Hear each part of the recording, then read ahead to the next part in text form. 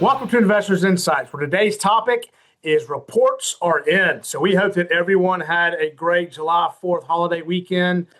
We all did here at File Planner Partners. So a lot to talk about today. So we call it reports are in because, Trey, last week you were talking about the jobs report. Give us an update. The jobs report came out and why it's important. Yeah, thanks, Bobby. So let me kind of preface this also to explain how we source the jobs report and why it's important. So, we talked about why it was important last week.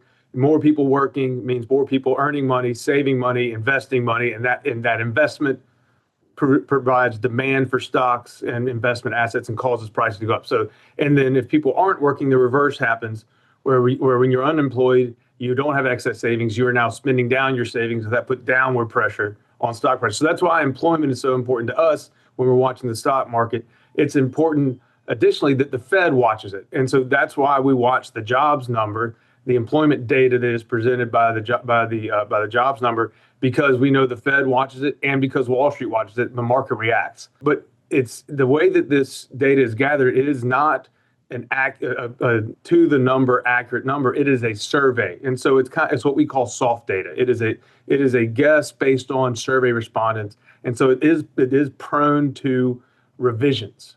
With all that said, we did have a good jobs number in that it was positive. So more jobs were created than were lost. That's what we wanted to see. 57,000 is about in line with what we need to keep unemployment rate steady. The unemployment rate dropped. That's also positive.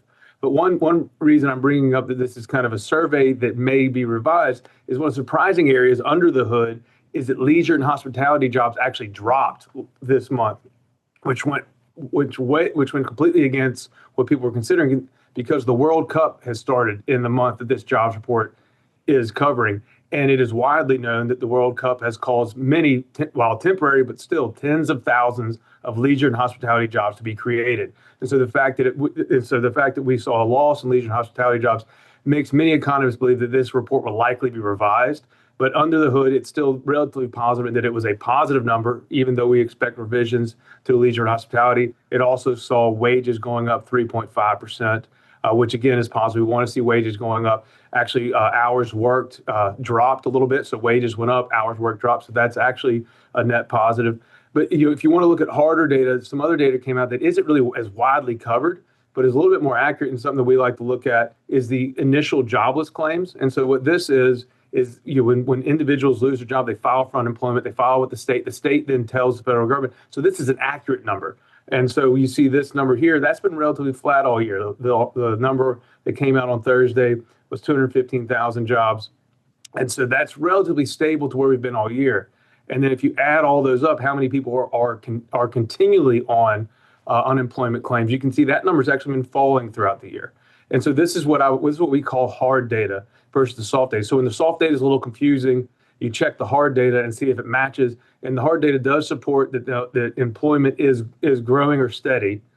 And the soft data supports that wages under that wages should go up. And so if you mix the two, you can really get a good picture of a stable job market, not a growing, expanding, overheated job market, but certainly not a shrinking job market. So stable, which is good for the market. We should continue to see wages and employment grow, which should increase savings, increase demand, and should be a positive for the stock market. Yeah, jobs reports matter. And before Ty gives an important update on gas, I want to talk about a theme that we think will continue from the first half into the second half, and that is corporate earnings. So we've been talking for weeks now how strong corporate earnings have been a key driver of the stock market growth this year, and we think that will continue to be a key theme for the second half.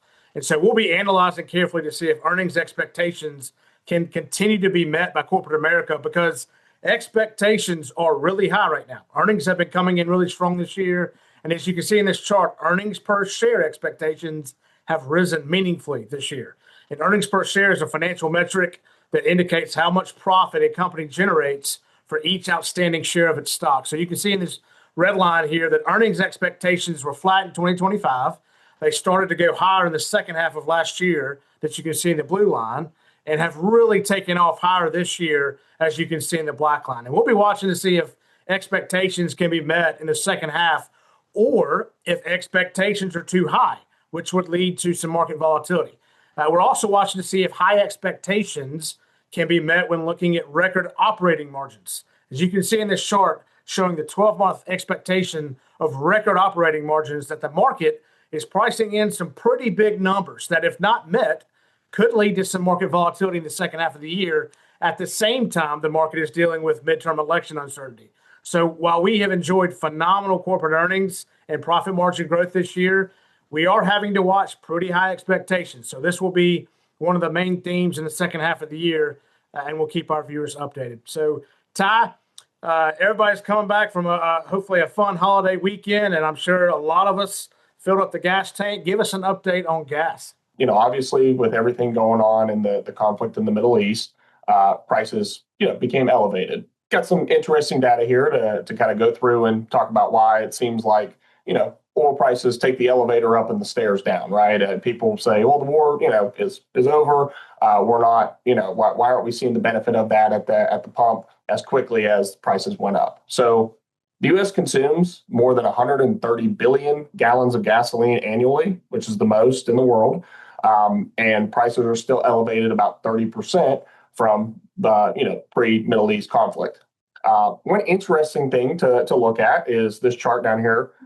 So it shows, this is indexed to 100, and it shows the price of WTI crude, and then it shows the price of gasoline. Keep in mind that gasoline is refined oil, so there is a refining cost, which I'll kind of go through in my next chart. But overall, you can see that WTI crude, elevated pretty quickly. Gasoline, gradually kind of picked up steam, lagged behind a little bit. And then as we've seen WTI crude fall down back to almost where it was back in February, gasoline is still elevated. So we do expect that to start coming down, but there is lag time there, and we have to keep that in mind.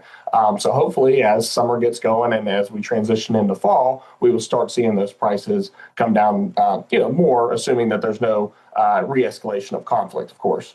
And then, interesting here is the cost per gallon of gasoline nationwide. And so I have here the 5 most expensive states and the 5 cheapest states. So keep in mind that most of the oil here in the U.S. is refined in Texas, Louisiana, right here on the Gulf Coast. And so typically the Midwest and the South have lower prices. As you can see, Arkansas, Tennessee, Oklahoma, Texas, Indiana have the cheapest.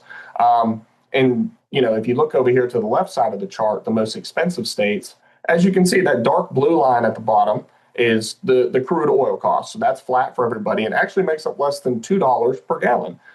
Then you have state taxes, which make up a big difference in California and Washington, federal taxes even across the board, of course, refining margin, pretty even. But then you see this distribution premium in the green. So it actually costs more to distribute the oil or the gasoline to Hawaii than it does just to refine it and to make, just the cost of oil itself. The distribution premium, because it has to travel such a long way, is why some of these states have elevated costs on top of their taxes. So interesting tidbit here of why we're still seeing oil prices elevated. Keep in mind that, again, this is cost per gallon, and oil is only making up roughly $2 of that. So everything else is additional premiums from refining and distribution and taxes. So pretty interesting data here that breaks it down maybe a little bit more than when you typically think of, just the gas that goes in your car. Yeah, thanks, Ty. And so the reports are in to start the second half of the year. We are analyzing all these reports and how it matters to you, our clients, and viewers. And so thanks for watching. If you have any questions on anything we've discussed, call us, email us, come see us. We'd like to engage with you on the vlog here. So have a great week.